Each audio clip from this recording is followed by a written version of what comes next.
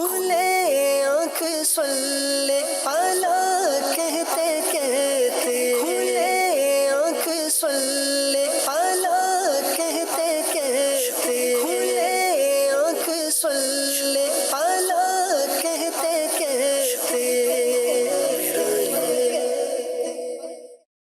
الحمدللہ رب العالمین والصلاة والسلام علی خاتم النبیین اما بعد فاعوذ باللہ من الشیطان الرجیم بسم اللہ الرحمن الرحیم الصلاة والسلام علیک یا رسول اللہ الصلاة والسلام علیک یا حبیب اللہ الصلاة والسلام علیک یا نبی اللہ وعلی آلک واصحابک یا نور اللہ۔ مدنی چینل کے ناظرین، پروگرام کھلے آنکھ صلی اللہ کہتے کہتے میں آپ سب کو خوش آمدید کہتے ہیں۔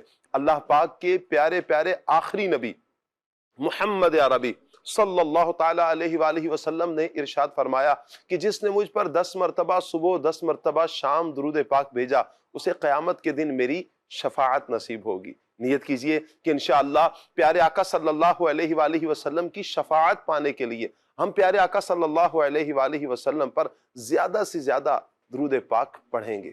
صلو علی الحبیب صلی اللہ تعالیٰ علی محمد صلی اللہ تعالیٰ علیہ وآلہ وسلم۔ مدنی چینل کے ناظرین، میں آپ کو ایک فرضی حکایت سناتا ہوں۔ ایک شخص بڑا پریشان اور روزگار کے حوالے سے جو کام کرتا ہے الٹا ہو جاتا ہے، جس طرف بھی جاتا ہے کام ہوتے ہوتے نہیں ہو پا رہا، ٹینشنوں کا شکار ہے، مشکلات کا شکار ہے، پریشانیوں کا شکار ہے، اور وہ کسی اللہ والے کے پاس آتا ہے اور آ کر کہتا ہے حضور میرے لیے دعا کر دیں، میرے الٹے کام سیدھے ہو جائیں، میری پریشانیاں ختم ہو جائیں، میرے دکھ درد ختم ہو جائیں، میں کسی کام میں بھی ہاتھ ڈالتا ہوں سیدھے کام بھی الٹے ہو جاتے ہیں، اور بہت گنجلک سا معاملہ چل رہا ہے، بہت حالات خراب چل رہے ہیں، تو اس حوالے سے آپ میری کچھ مدد فرمائیں، دعا کر دیں تاکہ میرے الٹے کام سیدھے ہو جائیں۔ اللہ والے ہوتے ہیں، مسکرائے اور فرمایا کہ آپ نے کبھی اسٹیمپ دیکھی ہے؟ اچھا، وہ دعا کروانے کے لیے آیا اور یہاں پر اسٹیمپ کا پوچھا جا رہا ہے۔ حیرانی تو ہوئی کہ یہ بات کیسی کر رہے ہیں۔ اللہ والے کبھی 2 جملوں میں بہت کچھ سمجھا دیتے ہیں، اور کبھی یوں کہیں کہ پریکٹیکل کر کے بتا دیتے ہیں کہ انسان کی کیفیت کیا ہے، انسان کی حقیقت کیا ہے، انسان کیا سوچتا ہے، کیا کرتا ہے۔ بہرحال اللہ والوں کے جو انداز ہوتے ہیں اللہ والوں کے انداز ہوتے ہیں۔ کہا کہ اسٹیمپ کبھی دیکھی ہے؟ کہا دیکھی ہے حضور۔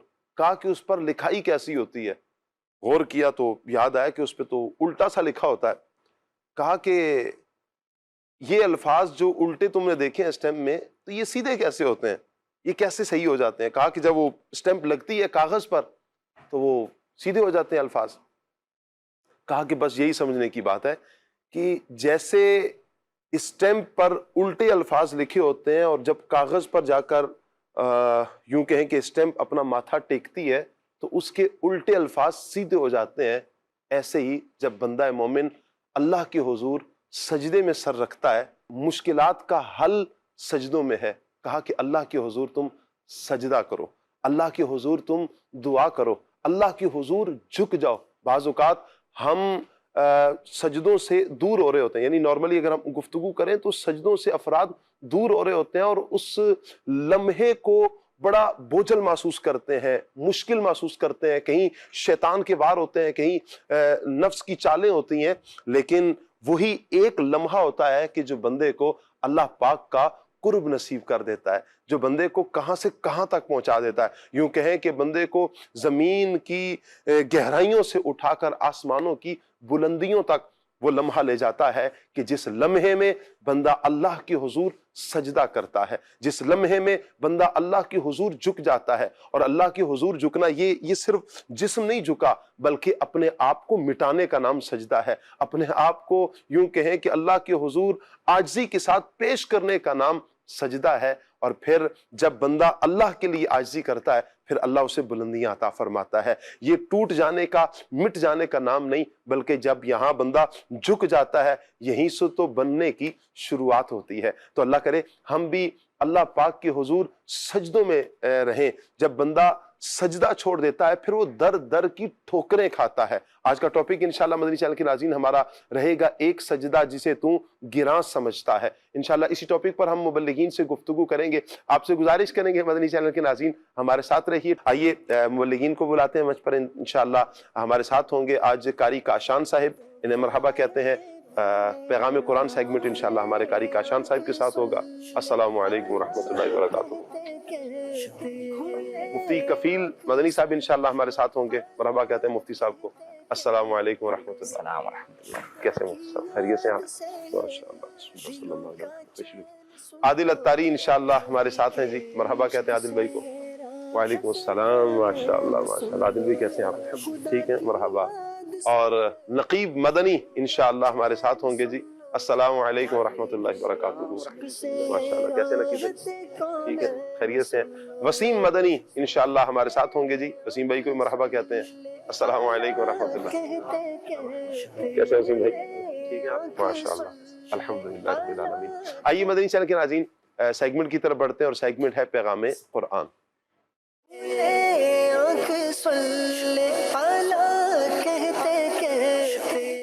اعوذ باللہ من الشیطان الرجیم۔ اللہ کی پناہ مانگتا ہوں میں شیطان مردود سے۔ بسم اللہ الرحمن الرحیم۔ اللہ کے نام سے شروع جو نہایت مہربان رحمت والا ہے۔ وقال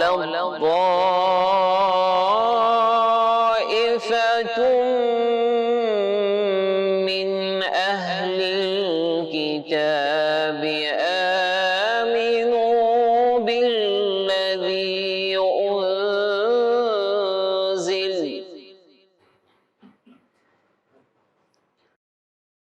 آمنوا بالذي أنزل على الذين آمنوا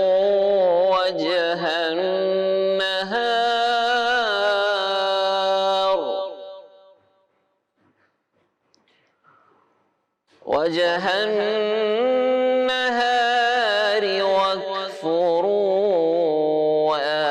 آخره لعلهم يرجعون۔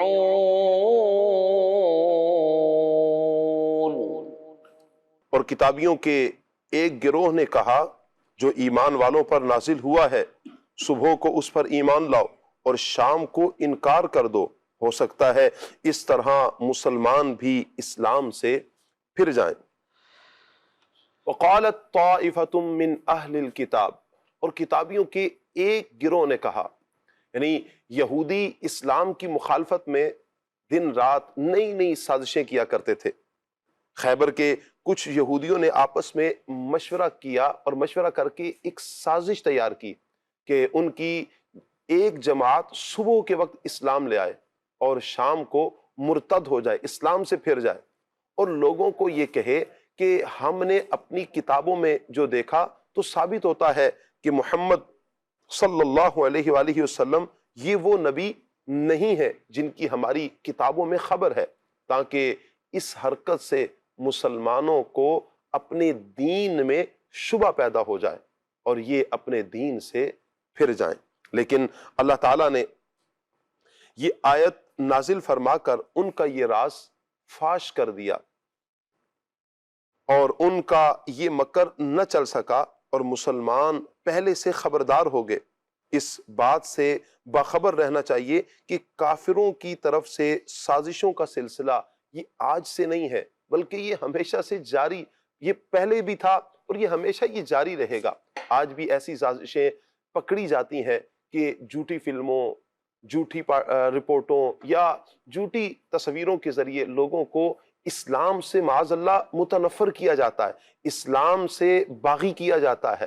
اس وقت کفار میڈیا کو مقصد کے طور پر استعمال کرتے ہیں، اور ان کا یہ مقصد، یعنی میڈیا کے طور پر جب میڈیا کو استعمال کرتے ہیں اپنے مقصد میں کامیابی کے لیے، اور جب کوئی اس انداز میں مسلمان آگے بڑھتا ہے، دیکھتا ہے، اللہ کی پناہ. تو اللہ نہ کرے کہیں دل میں اس طرح کی نفرتیں اسلام کے بارے میں آ جائیں، اسلام سے دل متنفر ہو جائے. تو ضروری یہی ہے کہ کفار کی سازشوں کو ہم سمجھتے رہیں اور دین اسلام کی اہمیت، دین اسلام کی افادیت کو اپنے ذہن میں رکھیں گے تو انشاءاللہ کبھی اسلام سے ہمارا دل نہیں بدلے گا.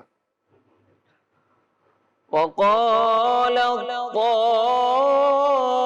طائفة من أهل الكتاب آمنوا بالذي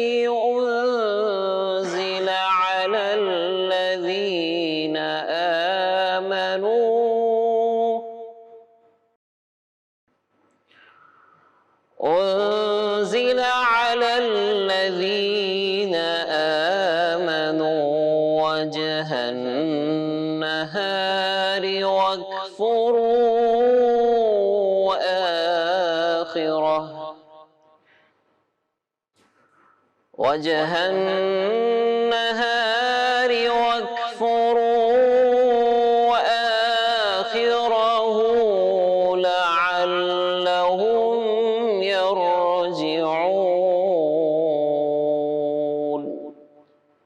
صدق اللہ العظیم. جزاک اللہ. اللہ پاک نور قرآن سے ہم سب کے سینوں کو منور فرمائے اور قرآن و سنت کے مطابق اللہ پاک ہمیں اپنی زندگی بسر کرنے کی توفیق عطا فرمائے. مدنی چینل کے ناظرین، عادل بھائی ہمارے ساتھ ہیں. پیغام قرآن سیگمنٹ کے بعد ہم کلام شامل کرتے ہیں. آج بھی انشاءاللہ کلام شامل کریں گے. آج تو خصوصیت کے ساتھ میں عادل بھائی سے گزارش کروں گا جس میں پیارے آقا صلی اللہ علیہ وسلم کی آمد کا تذکرہ ہے. ایسا کلام میں ہمیں سنا دیں.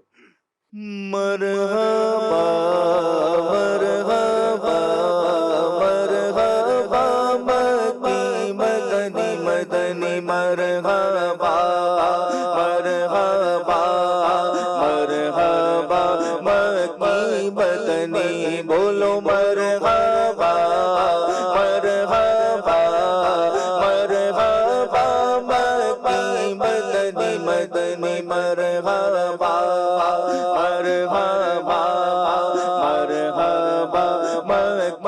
مدنی بولو مرحبا مرحبا مرحبا مکی مدنی مرحبا مرحبا مرحبا مکی مدنی. آج ہے جشن ولادت مرحبا یا مصطفیٰ. جشن ولادت مرحبا یا مصطفیٰ. آج آئے جان رحمت مرحبا یا مصطفیٰ. مرحبا مرحبا مرحبا مکی مدنی مرحبا مرحبا مرحبا مکی مدنی. سرکار کی آمد مرحبا، آقا کی آمد مرحبا، مولا کی آمد مرحبا، سرور کی آمد مرحبا، انور کی آمد مرحبا، حضور کی آمد مرحبا، پر نور کی آمد مرحبا. سب مل کر بولو مرحبا. آقا کی ولادت مرحبا، مولا کی ولادت مرحبا مرحبا مرحبا مرحبا مکی مدنی مرحبا مرحبا مرحبا مکی مدنی.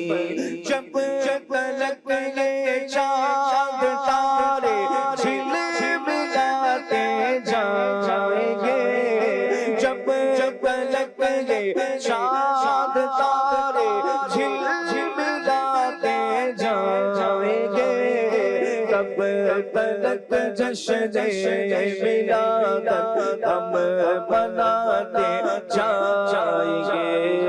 مرحبا مرحبا مرحبا مکی مدنی مدنی مرحبا مرحبا مرحبا مدنی بولو مرحبا مرحبا مرحبا مکی مدنی مدنی مرحبا مرحبا مرحبا مکی مدنی نعت محبوب خدا سنتے سناتے جائیں گے نعت محبوب خدا سنتے سناتے جائیں گے یا رسول اللہ کا نعرہ لگاتے جائیں نعرہ رسالہ نعرہ رسالہ نعت محبوب خدا سنتے سناتے جائیں گے یا رسول اللہ کا نعرہ لگاتے جائیں گے مرحبا مرحبا مرحبا مدنی مدنی مرحبا مرحبا مرحبا مکی مدنی لاکھ شیطان ہم کو روکے فضل رب سے ثابت لاکھ شیطان ہم کو روکے فضل رب سے ثابت جشن آقا کی ولادت کا مناتے جائیں گے سرکار کی آمد مرحبا حضور کی آمد مرحبا نور کی آمد مرحبا نبی کی آمد مرحبا امی کی آمد مرحبا طیب کی آمد مرحبا طاہر کی آمد مرحبا اول کی آمد مرحبا آخر کی آمد مرحبا مولا کی آمد مرحبا مرحبا مرحبا مرحبا مکی مدنی مرحبا مرحبا مرحبا مکی مدنی حشر میں زیر لوائے حمد عطار ہم حشر میں زیر لوائے حمد عطار ہم نعت سلطان مدینہ گنگناتے جائیں گے مرحبا مرحبا مرحبا مکی مدنی مدنی مرحبا مرحبا مرحبا مکی مدنی بولو مرحبا مرحبا مرحبا مکی مدنی مدنی مرحبا مرحبا مرحبا مکی مدنی سبحان اللہ سبحان اللہ سبحان اللہ۔ مدنی چینل کے ناظرین، نبی کریم صلی اللہ تعالیٰ علیہ وآلہ وسلم کا جشن ولادت ہم 12 ربیع الاول کو الحمدللہ دنیا بھر کے مسلمان عاشقان رسول جوش و خروش کے ساتھ مناتے ہیں، بلکہ یوں کہیں کہ یہ 12 دن تو ایسے خوشیوں کا سما ہوتا ہے، عید کا سما، ہر روز ہی عید کا سما لگتا ہے۔ وہ گھر کتنے مبارک ہیں کہ جو 12ویں شریف کو سجتے ہیں، یعنی حضور کی ولادت کے لیے سجتے ہیں۔ وہ گلیاں کتنی مبارک ہیں، وہ افراد کتنے مبارک ہیں، ان کا مال کتنا مبارک ہے جو حضور کی محبت میں سجتا ہے، حضور کی محبت میں لگتا ہے۔ اللہ تعالیٰ ایسے افراد کو برکتوں سے مالا مال فرمائے، ایسے مسلمانوں کو اللہ تعالیٰ دونوں جہانوں کی بھلائیاں عطا فرمائے۔ اور نہیں کوئی کر سکتا، استطاعت نہیں ہے، لیکن دل میں خوشی تو ہے کہ آمنہ کے لال تشریف لائے ہیں، حضور تشریف لائے ہیں۔ اب وہ ہجری اعتبار سے ہو یا عیسوی اعتبار سے ہو، نبی کریم صلی اللہ علیہ وسلم کی آمد مرحبا۔ اور عیسوی اعتبار سے 20 اپریل نبی کریم صلی اللہ علیہ وآلہ وسلم کی ولادت کا دن ہے۔ اللہ تعالیٰ حضور جان عالم صلی اللہ علیہ وآلہ وسلم کی ولادت کا صدقہ سب کی مشکلات کو دور فرمائے، دکھوں اور دردوں اور پریشانیوں کو سے اللہ تعالیٰ بندوں کو، مسلمانوں کو نجات عطا فرمائے۔ وہ گھڑی کتنی مبارک تھی کہ جس گھڑی نبی کریم صلی اللہ علیہ وآلہ وسلم کی دنیا میں تشریف آوری ہوتی ہے، جس سہانی گھڑی چمکا طیبہ کا چاند، جس سہانی گھڑی چمکا طیبہ کا چاند، اس دل افروز ساعت پہ لاکھوں سلام۔ جس سہانی گھڑی چمکا طیبہ کا چاند، جس سہانی گھڑی چمکا طیبہ کا چاند، جس سہانی گھڑی چمکا طیبہ کا چاند، اس دل افروز ساعت پہ لاکھوں سلام، اس دل افروز ساعت پہ لاکھوں سلام۔ نبی کریم صلی اللہ تعالیٰ علیہ وآلہ وسلم کی دنیا میں تشریف آوری، حضور جان عالم صلی اللہ علیہ وسلم کا دنیا میں آنا مبارک، پھر حضور صلی اللہ علیہ وسلم کا بچپنا۔ اعلیٰ حضرت فرماتے ہیں نا، اللہ اللہ وہ بچپنے کی پھبن، اللہ اللہ وہ بچپنے کی پھبن، اس خدا بھاتی صورت پہ لاکھوں سلام، جس طرف اٹھ گئی دم میں دم آ گیا۔ حضور کی نگاہیں کیا کمال کی ہیں، جس طرف اٹھ گئی دم میں دم آ گیا، اس نگاہ عنایت پہ لاکھوں سلام، دور و نزدیک کے سننے والے وہ کان، کان لعل کرامت پہ لاکھوں سلام۔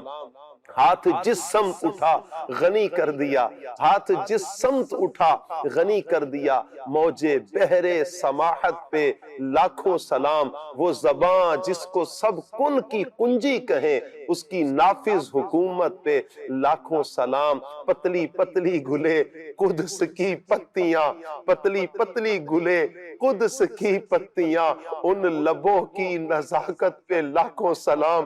پتلی پتلی گلے قدس کی پتیاں، ان لبوں کی نزاکت پہ لاکھوں سلام۔ مصطفیٰ جان رحمت پہ لاکھوں سلام، شمع بزم ہدایت پہ لاکھوں سلام۔ وہ گھڑیاں مبارک، وہ جگہ مبارک، وہ شہر مبارک ہوا جہاں حضور صلی اللہ علیہ وآلہ وسلم کے قدم لگے، جہاں میرے آقا صلی اللہ علیہ وسلم تشریف لائے۔ وہ راہیں کتنی مبارک ہو گئیں حضور کے قدموں سے، جہاں پیارے آقا صلی اللہ علیہ وسلم گزرے ایک مرتبہ، اعلیٰ حضرت فرماتے ہیں نا، گزرے جس راہ سے وہ سید والا ہو کر، رہ گئی ساری زمین عنبر سارا ہو کر۔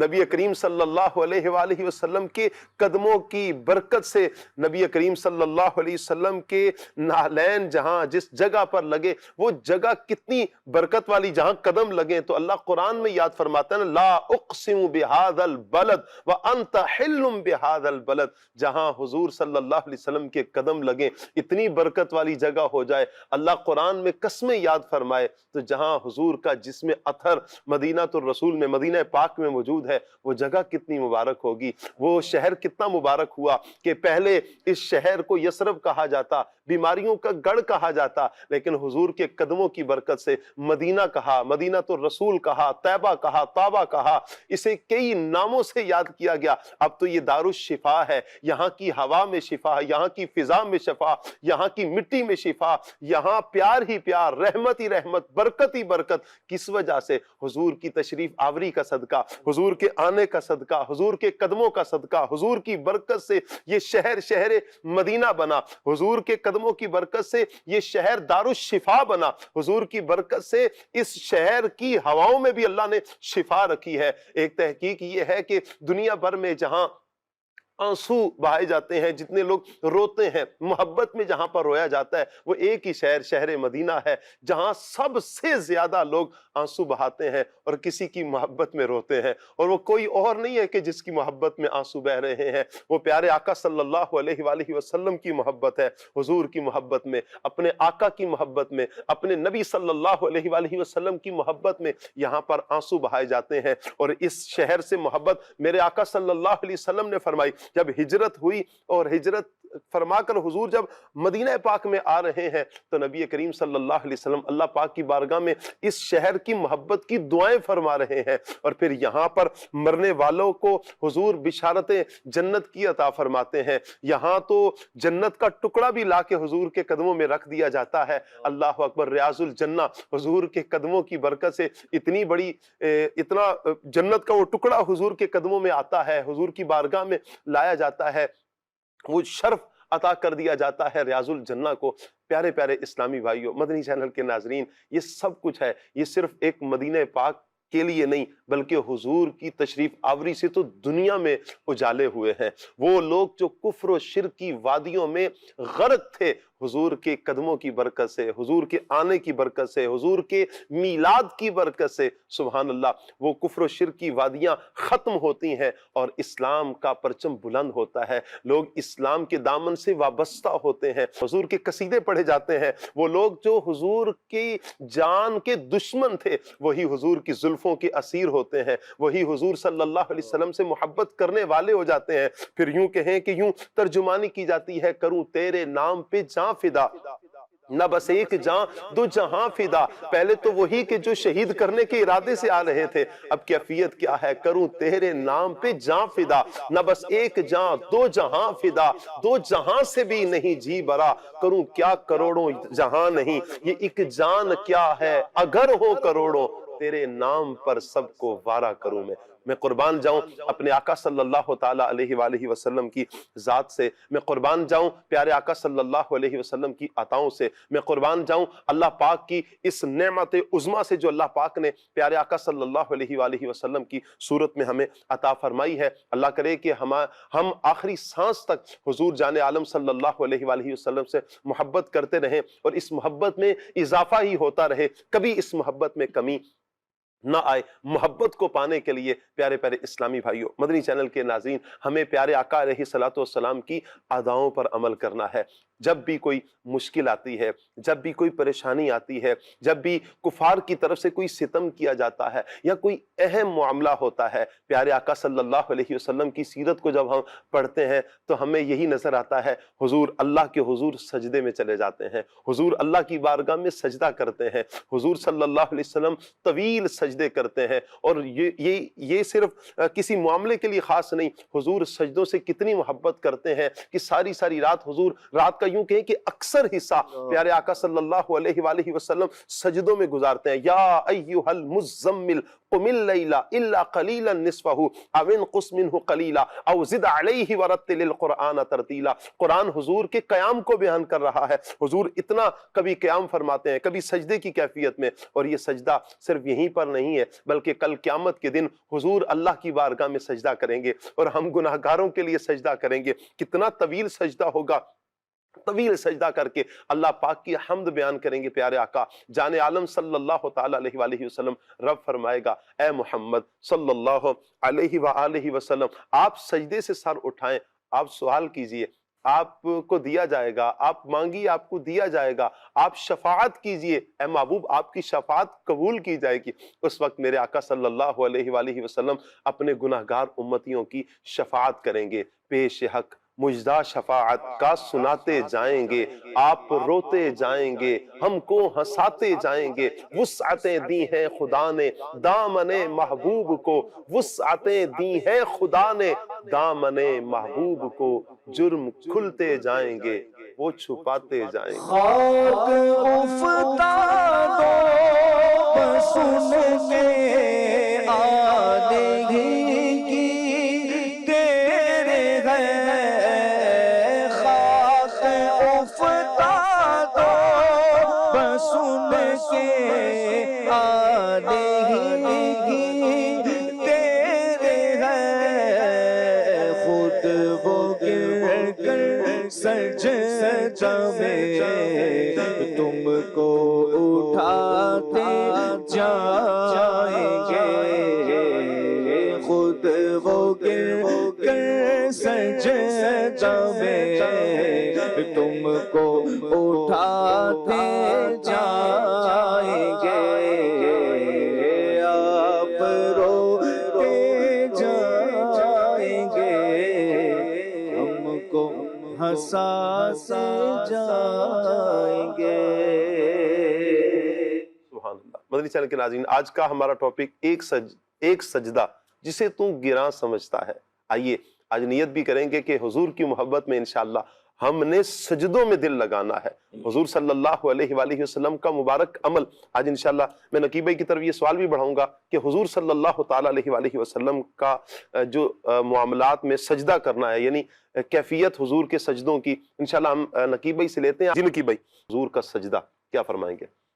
نبی پاک صلی اللہ علیہ وسلم کی زندگی مبارکہ میں سجدے کے کئی ایک واقعات اور احادیث موجود ہیں۔ حضور دنیا میں جلوہ گر ہوئے تو سجدہ کیا ہے، نبی پاک صلی اللہ علیہ وسلم دنیا میں رہے تو کس انداز سے عبادات کی اور سجدے کا کیا حضور صلی اللہ علیہ وسلم کا عمل رہا ہے، یہ بکثرت واقعات میں ہم سنتے رہتے ہیں۔ کل قیامت کے دن بھی حضور سجدہ فرمائیں گے، پھر شفاعت کا سلسلہ ہوگا۔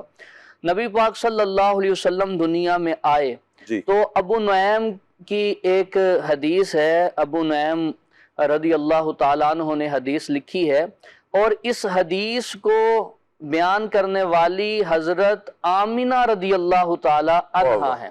حضور کی ولادت کے بعد پہلی نعت خواں ثنا خواں وہ نبی پاک صلی اللہ علیہ وسلم کی والدہ حضرت آمینہ ہیں۔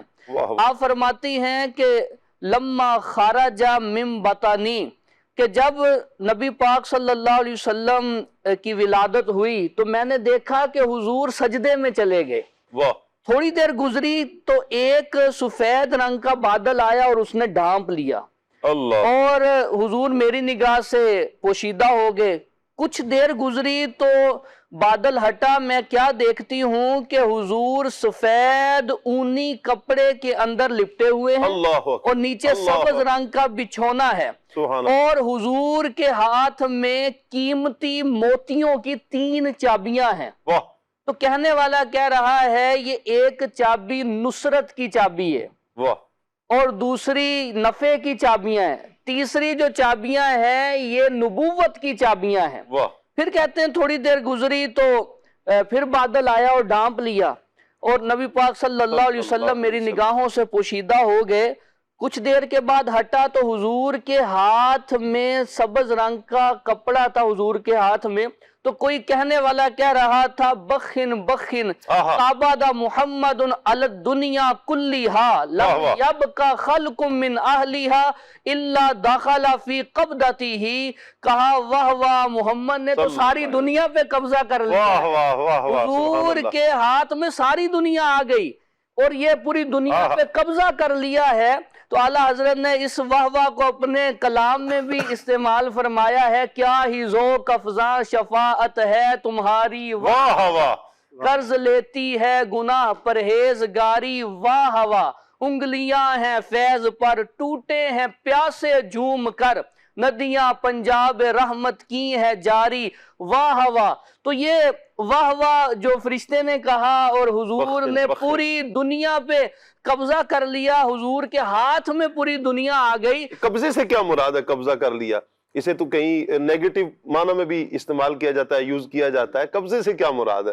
قبضے سے مراد یہ ہے کہ ساری دنیا حضور کے ہاتھ میں آ گئی، حضور کی حکومت، حضور کی حکومت ہو گئی، اللہ نے سب چیزوں کو پیدا کیا اور مالک نبی پاک صلی اللہ علیہ وسلم کو بنا دیا ہے۔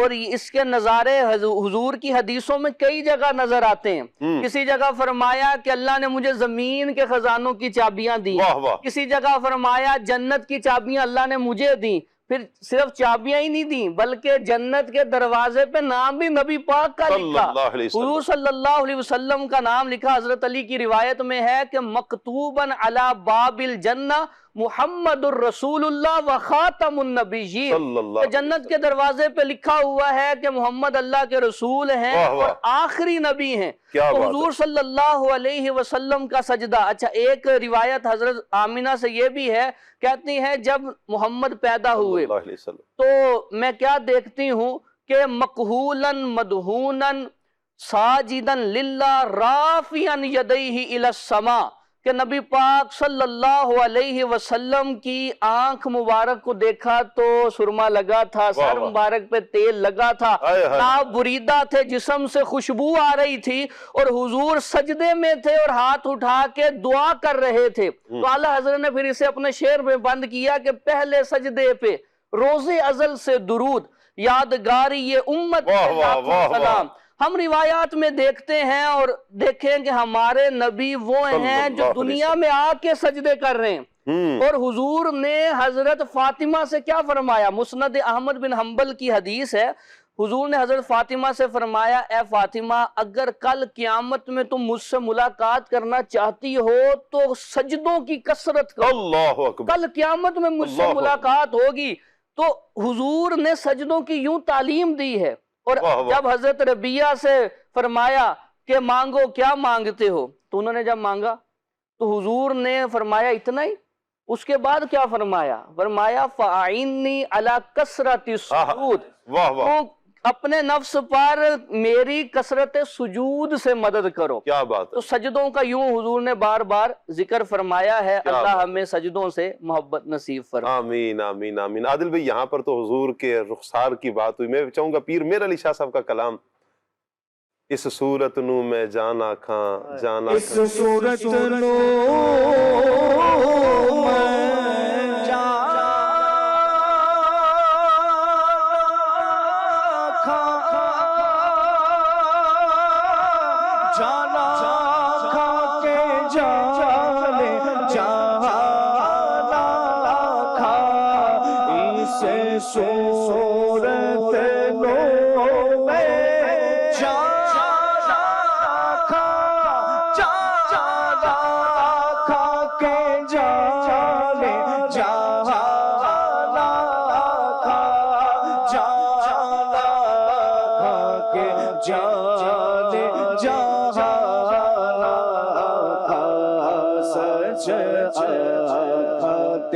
رب بھی میں شان کا اس شان تو شان سب بڑی سبحان اللہ سبحان اللہ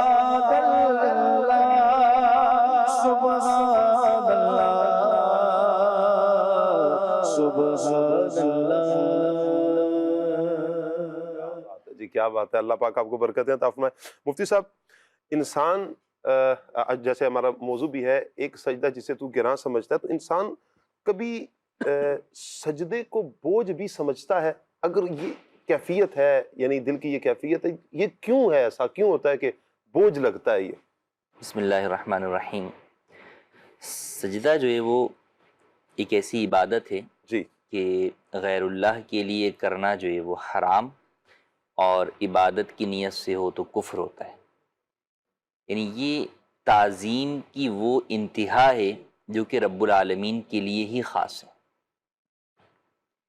اور در حقیقت مسلمان سے یہ متصور نہیں ہے کہ وہ سجدے کو اپنے اوپر گراں سمجھے، کیونکہ سجدے میں در حقیقت انسان اپنے آپ کی اپنے تکبر کی نفی کرتا ہے جی اور عاجزی اور انکساری کا اظہار کرتا ہے رب العالمین کے سامنے۔ جی تو کبھی بھی کوئی مسلمان جو ہے وہ رب العالمین کی بارگاہ میں جھکنے کو جو ہے وہ ناپسند نہیں سمجھ سکتا، جی کیونکہ جب وہ ایمان لایا ہے تو بہرحال وہ یہ بات جانتا ہے، اس کا یقین ہے جی کہ رب العالمین ہی جو ہے وہ سب کچھ ہے اور اس سے بڑھ کر کچھ نہیں۔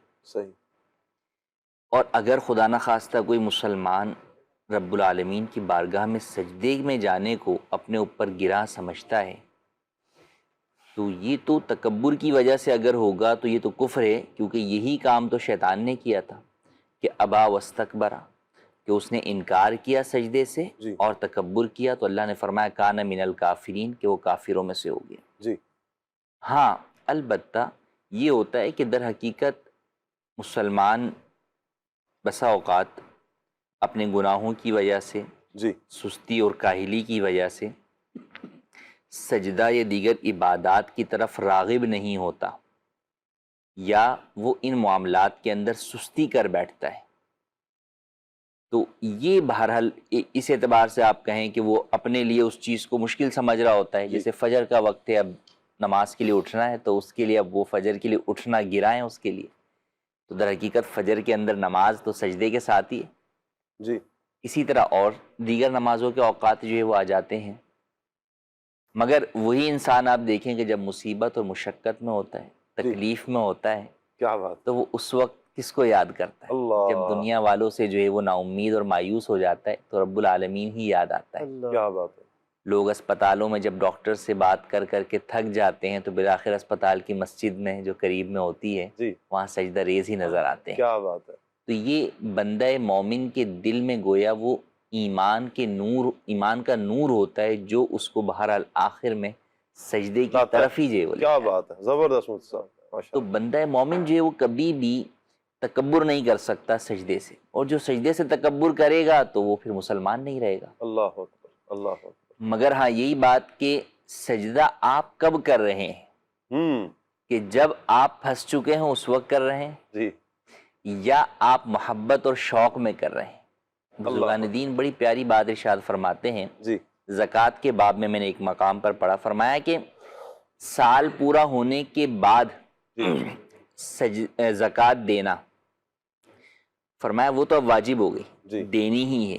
فرمایا کہ افضل یہ ہے کہ وقت پورا ہونے سے پہلے ادا کرو، کیونکہ جب کوئی چیز تم پہ لازم ہو گئی تو اب تو چاروں ناچار دینی ہی ہے. دینی ہے. فرمایا جو پہلے دو گے وہ محبت اور شوق سے دو، واہ واہ، اس کا اپنا ہی مقام و مرتبہ. کیا بات ہے. تو یہی بات یہاں پر ہے کہ ہم اس وقت جو ہے وہ سجدے میں جاتے ہیں جب ہم پھنس چکے ہوتے ہیں، جب ہم سب جگہ سے جو ہے وہ نا امید ہو چکے ہوتے ہیں. تو یہی سجدہ ہم پہلے ذوق اور شوق سے کیوں نہیں کرتے؟ اللہ رب تعالیٰ سے محبت کرتے ہوئے کیوں نہیں کرتے؟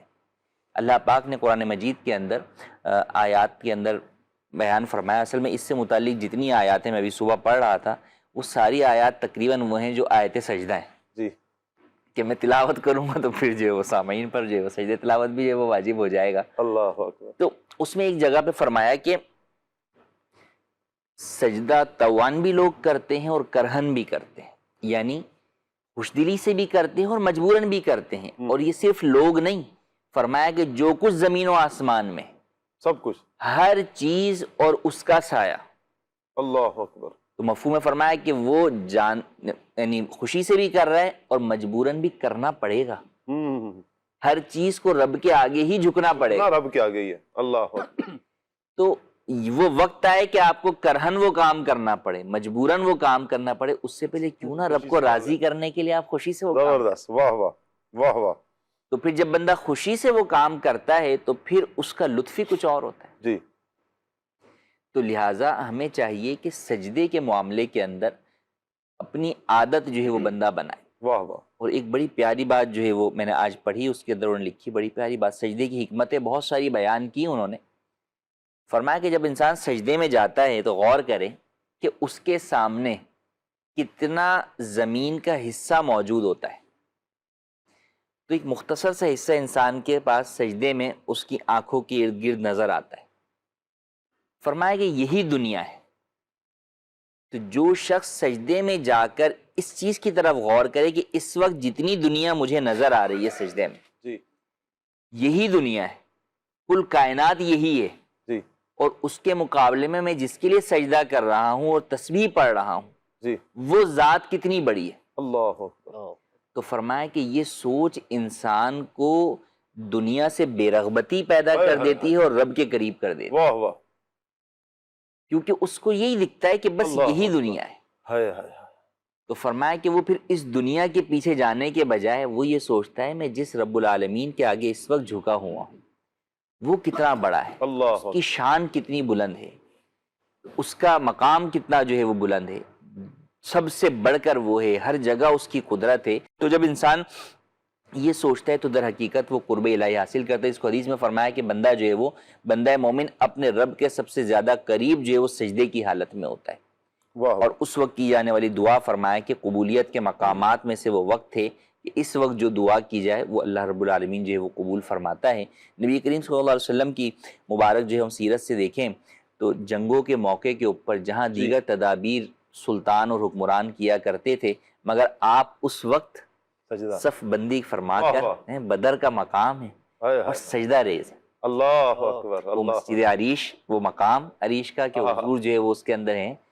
حضرت ابوبکر صدیق اٹھاتے ہیں، یا رسول اللہ آپ اٹھ جائیے، اللہ پاک آپ کی مدد فرمائے گا۔ واہ آپ واہ، دیکھیں کہ اس وقت میں بھی آپ دنیاوی جو اسباب تھے وہ اختیار فرمانے کے بعد اصل کیا تھا؟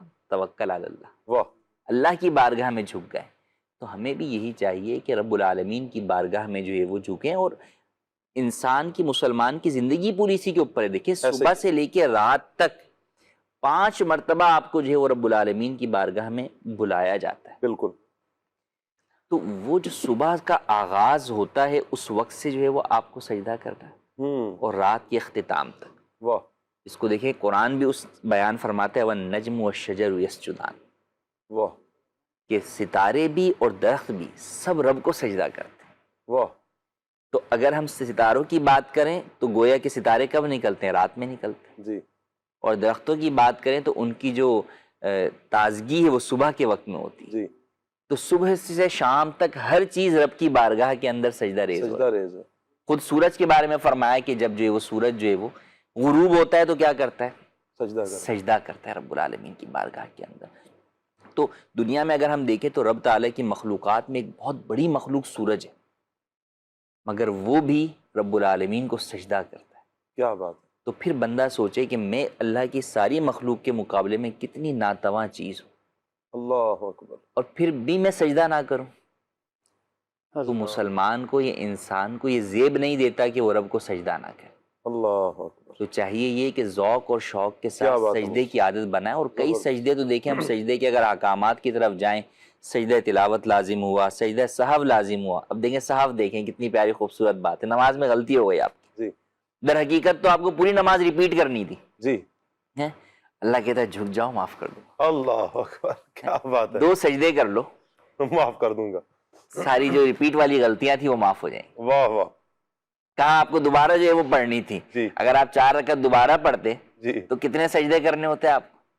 بھائی 8 سجدے کرنے 8 ہوتے، کرنے پڑتے، لیکن وہی 2 سجدے جو ہے وہ آپ کی اس ساری خطاؤں کو جو ہے وہ جی، مٹا دیتے ہیں۔ کیا بات ہے، سجدہ تلاوت کے مقام پہ فرمایا کہ سجدہ تلاوت کی حکمتوں کو بیان کرتے ہوئے کہ وہ کیا ہے، قرآن کریم کی جو آیات ہیں جو سجدہ تلاوت کی ہیں ان میں کسی جگہ پہ یہ بیان کیا گیا، ڈائریکٹ حکم دیا گیا کہ سجدہ کرو، جی، کہیں یہ فرمایا گیا کہ کفار جو ہے وہ سجدہ نہیں کرتے، جی، کہیں یہ بیان فرمایا کہ میرے جو نیک بندے ہیں وہ سجدہ کرتے ہیں۔ جی، تو فرمایا کہ ان تینوں میں ہی مسلمان کو سجدے کا حکم کیوں دیا گیا؟ جہاں حکم ہے سجدہ کرو وہاں تو ڈائریکٹ ہی حکم ہے تو سجدہ کرنا ہے، جی، جہاں پر کفار کا یہ بیان کیا یا شیطان کا یہ بیان کیا کہ وہ نہیں کرتا تو وہاں پر گویا مسلمان پر ان کے اس عمل کی مخالفت لازم کر دی گئی کہ تم ان کی مشابہت مت اختیار کرو کہ وہ سجدہ نہیں کرتے، بلکہ تم اس کے برعکس سجدہ کر کے دکھاؤ کہ مولا ہم تیرے ہیں۔ واہ، اور تیسرا فرمایا کہ جو اپنے نیک بندوں کا بیان فرمایا کہ انبیاء کے بارے میں فرمایا کہ وہ جو ہے وہ سجدہ ریز ہو گئے، تو فرمایا کہ اب ان کی موافقت اور اتباع کے اندر کہ جہاں وہ اللہ والے اس مقام کے اوپر جھک گئے تو ہم بھی ان کی اتباع کے اندر جو ہے وہ رب العالمین کی بارگاہ میں جو ہے وہ جھک جائیں۔ کیا تو بات، یوں کئی مقامات پر سجدہ شکر ہے، سجدہ تلاوت ہے، سجدہ سہو ہے، دیگر کئی مقامات پر سجدے کے احکام لازم ہوئے کہ انسان کو جو ہے وہ اپنا رب کو انسان یاد کرتا رہے اور رب العالمین کی بارگاہ میں جو ہے وہ جھکا رہے۔ کیا بات ہے مفتی صاحب، اللہ تعالیٰ آپ کو جزائے خیر عطا فرمائے۔ کچھ سوالات بھی ہیں مفتی صاحب۔ اچھا، ایک بھائی کی طرف سے یہ کال بھی آئی ہے، کہہ رہے میں پروگرام دیکھ رہا ہوں اور میری زندگی جو ہے نا بڑی گناہوں میں، بڑے بڑے گناہوں میں بسر ہوئی ہے، وہ توبہ کا چاہ رہے ہیں، کہہ رہے ہیں میری اس حوالے سے رہنمائی بھی فرما دیں، اور میں ماضی کی جو بھی ساری غلطیاں ہیں تو کیا کیا جائے کہ اللہ پاک معاف فرما دے۔ رب العالمین بڑا جو ہے وہ غفور الرحیم ہے، اور رب العالمین کی ان صفات کی طرف انسان کو نظر رکھنی چاہیے کہ وہ غفار ہے، ستار ہے۔ جی، دیکھیں ہم گناہ تو بہت بڑے بڑے کر بیٹھتے ہیں، آہ، لیکن رب العالمین کی شان ستاری دیکھیے کہ ہمارے گناہوں کو لوگوں سے چھپا کر رکھتا ہے۔ اللہ، اللہ اب ہائے جب اس نے ہمارے گناہوں کو چھپا کے رکھا ہے تو انشاءاللہ ہائے اس کی ہائے، شان غفاری ہمارے گناہوں کو مٹا بھی دے گی۔ ایک چھوٹی سی ہی تو بات ہے کہ رب فرماتا ہے کہ توبو الی اللہ توبوا الی اللہ، توبۃ نصوحا، سچی توبہ کر لو بس۔ نہیں ان سارے گناہوں کا حساب کتاب مانگا جا رہا، اللہ، صرف ایک ہی سوال ہے کہ سچی توبہ کرے۔ فرمایا کہ سچی توبہ اللہ نے وہ نفیس چیز بنائی ہے کہ ہر گناہ کو مٹا دیتی۔ اللہ، اور کیا قدرت کا قانون ہے، دیکھیں کہ دیگر دنیا کے قانون میں آپ اعتراف جرم کر لیں تو سزا ہو جاتی، سزا ہو جاتی ہے۔ یہاں اگر شرمندگی اور ندامت کے ساتھ اعتراف جرم کر لیں تو معافی مل جاتی۔ سبحان اللہ۔ تو ہم سے کتنا ہی بڑا کوئی گناہ ہو گیا ہو، اللہ کی بارگاہ میں سچی توبہ کریں۔ ہمیں کیسے پتہ چلے گا کہ میری یہ سچی توبہ ہے؟ سچی توبہ کا بنیادی تو دیکھیں رکن یہ ہے کہ انسان کو اپنے اس عمل پر شرمندگی ہو۔ صحیح، اچھا، شرمندگی یوں نہ ہو کہ لوگ کیا کہیں گے، شرمندگی یوں نہ ہو کہ اس عمل کو جاری رکھوں گا تو میری صحت خراب ہو جائے گی، شرمندگی یوں نہ ہو کہ یار بس اب جو ہے نا اس چیز کے اندر مزہ نہیں آتا، اللہ، بلکہ شرمندگی یوں ہو کہ رب العالمین کی نافرمانی کر رہا ہوں، جی، مجھے اپنے رب کی بارگاہ میں حاضر ہونا ہے، میں اس ساری گناہوں کے ساتھ کیسے حاضر ہو سکتا ہوں؟ ہائے ہائے، وہ مجھے رزق دے رہا ہے، مجھے سانسیں دے رہا ہے، میرے اوپر اس کی کروڑوں نعمتیں ہیں جن کو میں شمار نہیں کر سکتا، تو کیا مجھے یہ زیب دیتا ہے کہ میں اس کی نافرمانی کروں؟ اللہ اکبر، کیوں رب العالمین سے شرم و حیا کرتے ہوئے انسان کو اپنے برے عمل پر جو شرمندگی ہوگی وہ سچی شرمندگی ہوگی، اور اس شرمندگی کا حقیقی نتیجہ کس طور پہ نکلے گا کہ آپ کا اس گناہ کی طرف دوبارہ لوٹنے کا دل نہیں کرے، یعنی جس وقت آپ توبہ کر رہے ہیں اس وقت آپ کا پختہ ارادہ ہو کہ میں نے اب یہ کام نہیں کرنا۔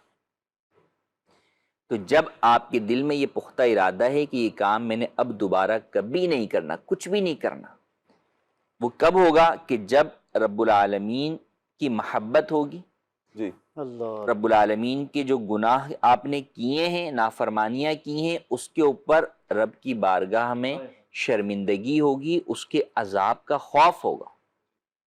جب یہ دو چیزیں جمع ہوں گی تو انسان اس چیز کی طرف لوٹنے کا کبھی سوچے گا نہیں۔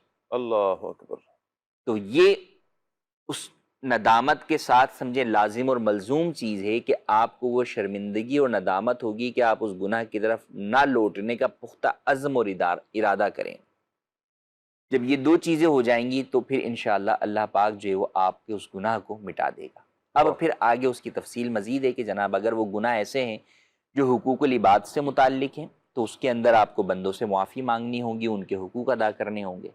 حقوق اللہ سے متعلق ہیں تو بعض وہ گناہ ہیں جو کہ صرف توبہ سے معاف ہو جاتے ہیں، جی، بعض وہ ہیں کہ جن کی ادائیگیاں بھی کرنی پڑتی ہیں، جیسے نماز چھوٹی ہے تو توبہ سے گناہ تو معاف ہو گیا، لیکن جو نماز چھوٹی ہیں ان کی ادائیگی بھی کرنی ہوگی، جی، روزے چھوٹے ہیں ان کی ادائیگی بھی کرنی ہوگی، زکوٰۃ آپ نے نہیں دی ہے تو ادائیگی بھی جو ہے وہ کرنی ہوگی۔ کرنی ہوگی، تو یوں ان چیزوں کے اوپر چلیں اور پھر توبہ پر استقامت کے لیے اپنے آپ کو اچھے ماحول میں جو ہے وہ لے کر آئیں، واہ، برے ماحول سے اپنے آپ کو دور کریں، بری صحبت سے دور کریں، ان اسباب پر غور کریں کہ وہ کون سی چیزیں ہیں جو مجھے گناہوں کی طرف لے کر جاتی ہیں، ان سے اپنے آپ کو بچائیں۔ آپ بہت سارے فی زمانہ ذرائع ہوتے ہیں، اور کسی بھی چیز کے بارے میں یہ مت سوچیں کہ جناب اس کو میں کر لوں گا، تھوڑا تھوڑا کر کے چھوڑتا ہوں، نہیں۔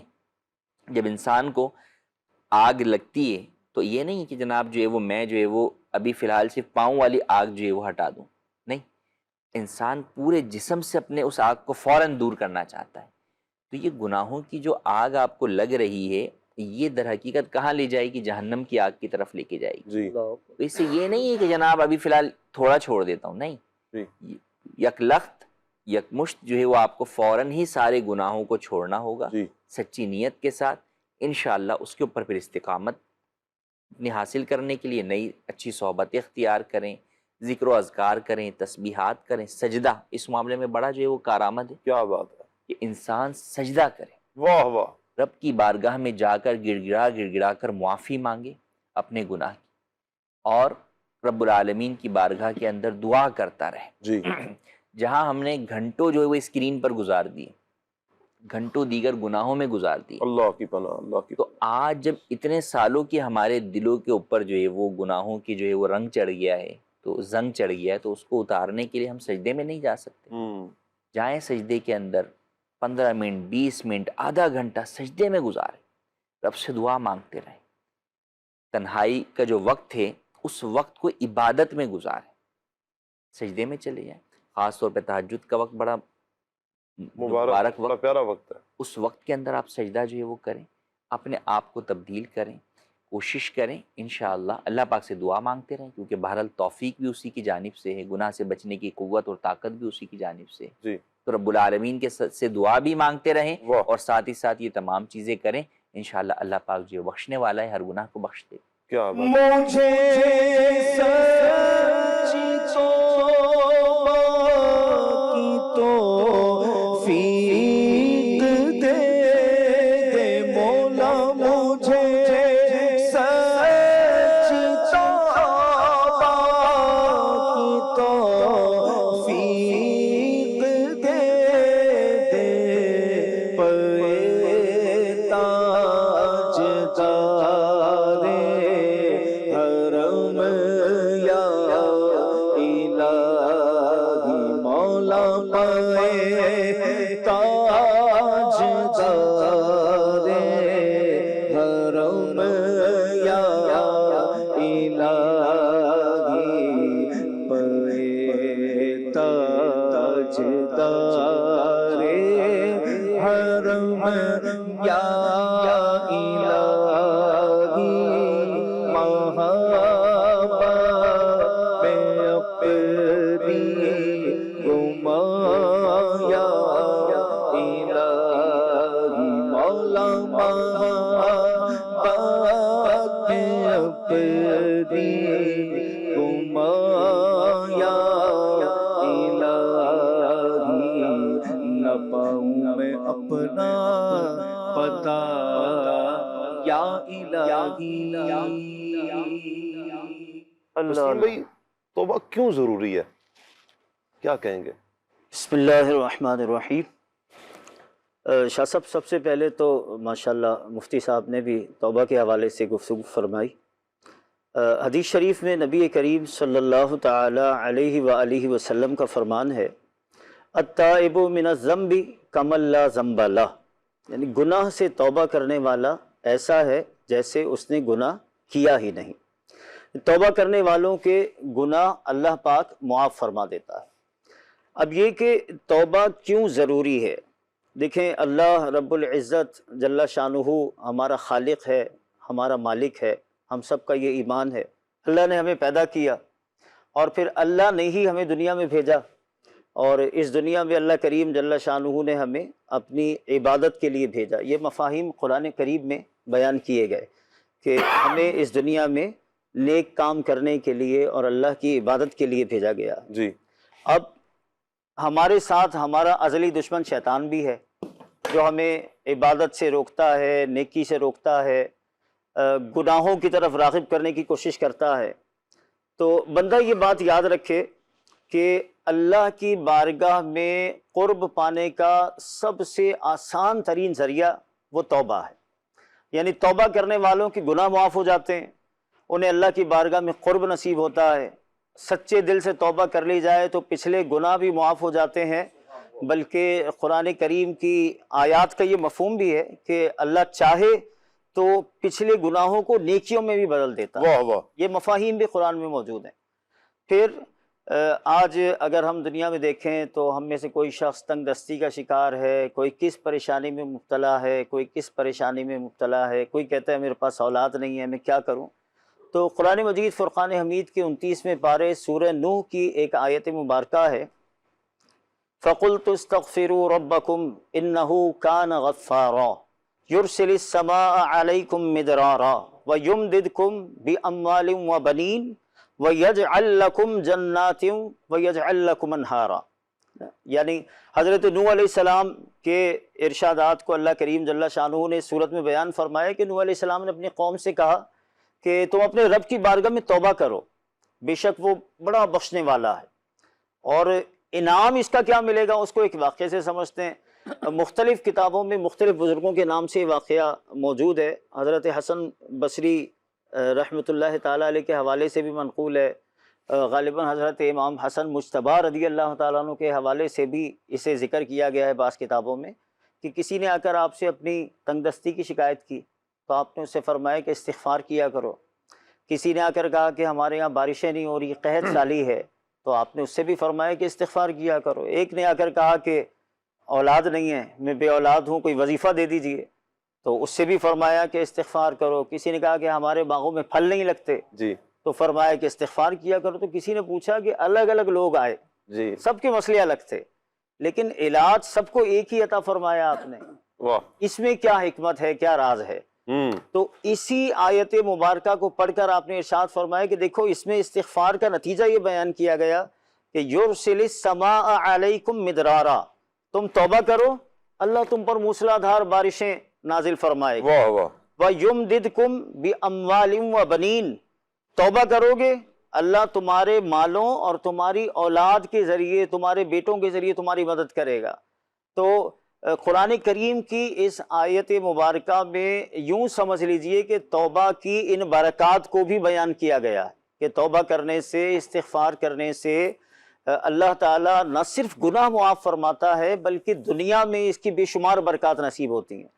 پھر نبی کریم صلی اللہ تعالی علیہ وآلہ وسلم جو کہ یقیناً گناہوں سے معصوم ہیں، امام الانبیاء، نبی تو گناہوں سے معصوم ہوتے ہیں، گناہ کر ہی نہیں سکتے، حضور تو امام الانبیاء ہیں، جی لیکن امام الانبیاء بھی احادیث میں ہے کہ روزانہ دن میں 70 بار، بعض روایت میں 100 بار کا تذکرہ ہے کہ نبی پاک علیہ الصلوۃ والسلام استغفار فرمایا کرتے تھے۔ ہم تو سراپا خطا ہیں، گناہوں میں ڈوبے ہوئے ہیں، ہمیں کتنی توبہ کرنی چاہیے، کتنی استغفار اللہ کی بارگاہ میں کرنی چاہیے۔